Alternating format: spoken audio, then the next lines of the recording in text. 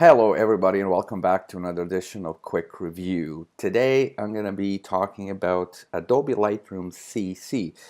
In particular, I'm going to be covering one tool, one of my favorite in Lightroom, and that is Adjustment Brush Tool. If I need to quickly improve the look and feel of my photos, that's definitely on top of my list.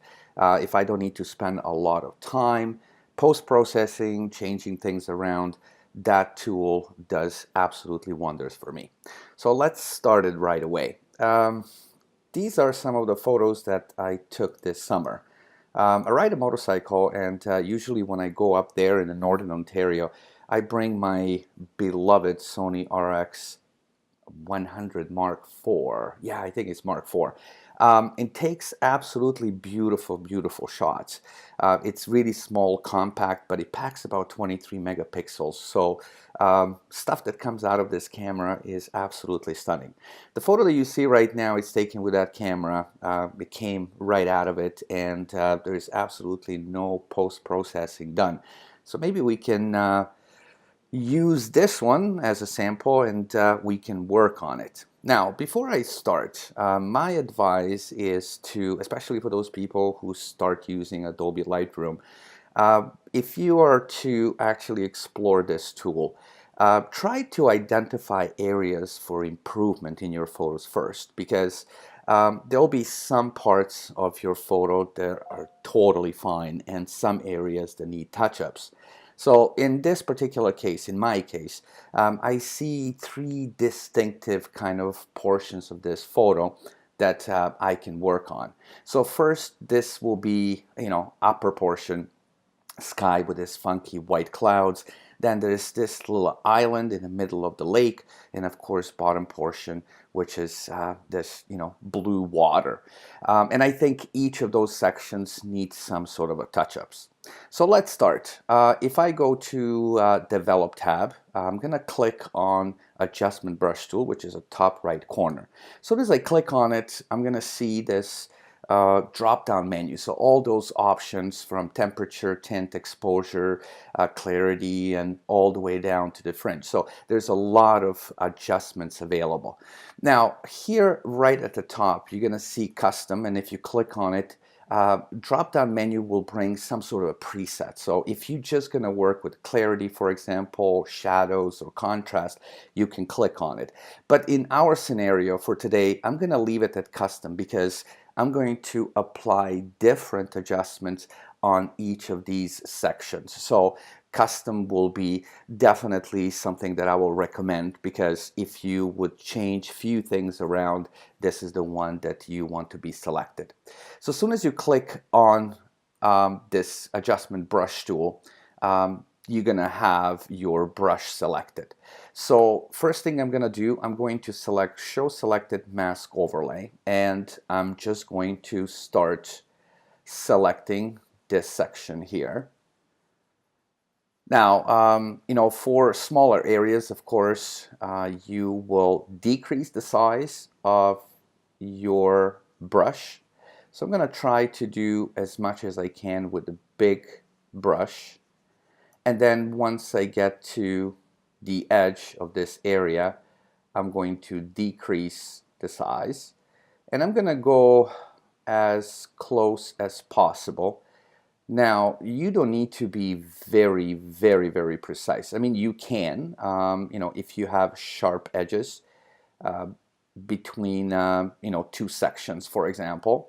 But even if you go a little bit overboard, if you step into another section of your photo, you can use eraser tool and take care of that. So I'm going to leave it like this. I don't want to go too much, too close. This is just for tutorial purposes. So basically, once it's selected, I'm going to deselect this option, and reason is once I start applying these adjustments, I'm going to see how it affects the area. So first thing I'm going to do here, I'm going to decrease the highlights, and as you can see, these clouds will kind of start popping up like against this blue background per se. So I'm going to leave it at about 40. I'm going to increase the clarity to about maybe 17. I'm going to increase saturation just a little bit, and I'm going to increase the contrast to about 5. And there we go. It looks definitely much better than before. Once you're done with adjustment, you're going to click Done, and we can move to another section. So once again, I'm going to click on Adjustment Brush Tool, select Mask Overlay, and start painting this section in the middle.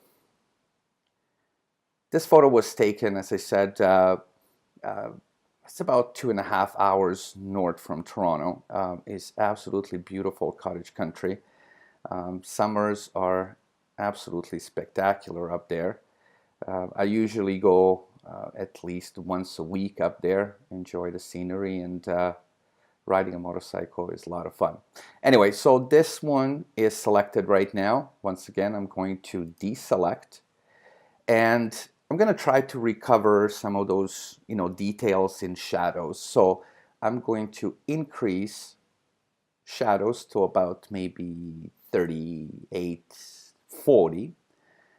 I'm going to increase the clarity. Just give it a little punch in saturation. And I'm going to increase highlights just slightly. And there we go. It looks definitely much better. Click Done again. And I'm going to move to the last section, which is this area down below. Now, as I said, you don't need to be very, very, very precise. The only thing that you should worry about is covering everything that you want to cover. So if you go overboard and kind of select the area that you don't want to work on, you can use the eraser tool and set it up that way. Okay, so I went over a little bit here. It doesn't really matter. So there we go. So water, it's selected. And right now, the way that I see it, water actually doesn't look that bad, but it was a windy day, so the surface of that water looks kind of choppy, but it looks over sharpened, but it's not. So what I'm going to do, I'm going to decrease the clarity here. I'm going to slightly move the saturation up to about 3. I'm going to decrease the highlights, and I'm going to actually go maybe just a little bit up with exposure. And there we go. I think this one, again, looks better than before. Now, one other trick that I want to show you. So if I click Done, if you want to go back and check any of these 3 areas, or in this particular case, what we worked on, you can actually select the tool again. And if you go over these 3 points, those represent areas that we covered. First of all, if you go over, you're going to see exactly what covers. But you can actually, when you click on it, again, that adjustments will be displayed on the right-hand side. Now you can move all over again and apply any additional adjustment to it.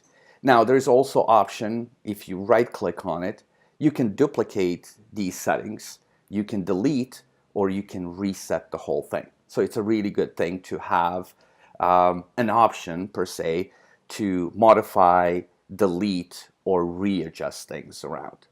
So that will be pretty much it. So if I click Done, let's go here and check how everything looks before and after. And as you can see on the left-hand side, this is what we started with, and this is where we end up. So in less than 5 minutes, the photo definitely looks much, much better. And once again, adjustment brush tool is something that it's very, very easy to use. And there's a lot of things that you can actually do with this. You can apply multiple, of course, masks, and you can also work on very, very small areas. Anyway, I hope you enjoyed the video and find it informative. If you have any comment or question, please put it down in a comment section. And if you didn't do it yet, please click like and subscribe, and I'll see you next one. Cheers.